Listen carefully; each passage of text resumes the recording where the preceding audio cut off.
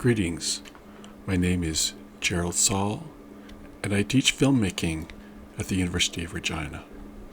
Tonight's installment of Fall with Fellini, our series of presentations on the Italian film director Federico Fellini, who would be 100 years old this year, is my personal favorite, the 1963 black and white feature film 8½.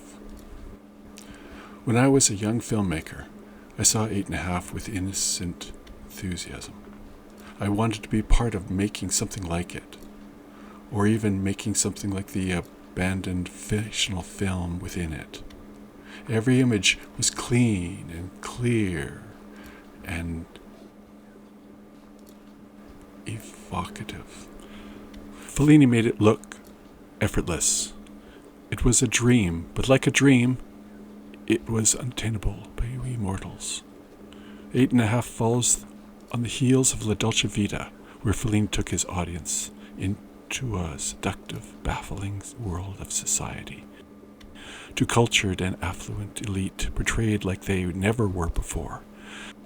Fellini changed the landscape of how we saw wealth and privilege and freedom. In 8½, he would take this a step further, bringing his viewers into his own backyard, the domain of filmmaking and filmmakers. Other films about filmmaking had come before this one, many of them even casting a critical eye on the occupation. But those scornful portrayals were always in the service of the story. If a film director is portrayed as a scoundrel in a Hollywood film, then this was ultimately just a way of making a better Hollywood movie and reinforce its dogmatic approach to storytelling. Any obligations Fellini had to realism or to the conventions of the Hollywood narrative were cast aside by the time he made this film. As with La Dolce Vita, 8½, stars Marcello Mastroianni, this time as a film director, a stand-in for Fellini himself. If cinema is Fellini's religion, then 8½, is about having a crisis of faith.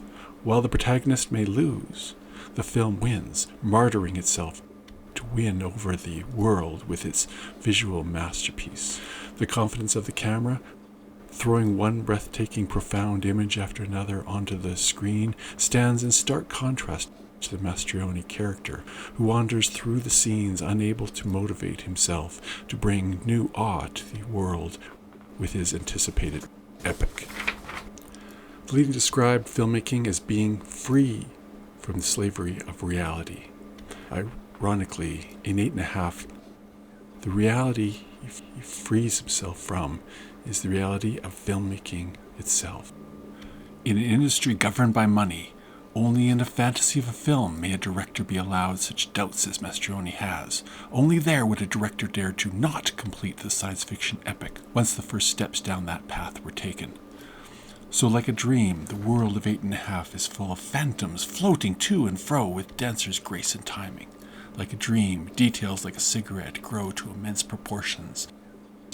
Like a dream, the huge events like a rocket to the moon are swept aside and forgotten, like dust under a rug.